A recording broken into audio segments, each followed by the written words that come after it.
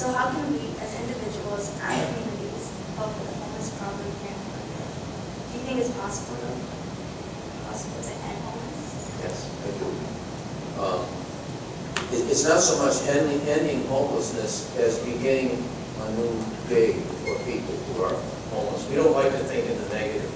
We like to think in the positive. To give people the opportunity to better themselves and to have a sense of dignity and self-worth that has perhaps drifted away from them. The reason that we are saying, and not everybody may have heard or understood what the question was, is we are trying to discourage people from simply being fed. If you leave someone in a condition of fear and anxiety and passivity, if someone doesn't believe that they can change their life, then they're going to sit there passive.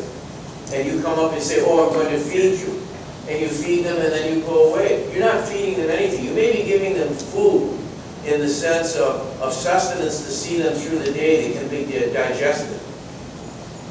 But it doesn't change their circumstances. If you're going to feed, this should be well understood here at St. Francis, you have to feed someone's soul. If you just feed their body and their soul remains barren, if it remains empty, if it starves, if your soul is starving, if your sense of self is starving, you're not being fed at all. As a matter of fact, you're being starved because you have no sense of yourself as being a worthwhile person. So if you merely feed somebody and somebody sits there and says, I'm waiting every day for someone to come and feed me. I'm waiting for someone else to live my life for me. That's not doing them any favors. So what we want to do is say, rather than just take people and say, here, you're in these circumstances and you're never going to get out of this. You're never going to get out of this. People aren't feral cats. People have consciences. People have thoughts about themselves.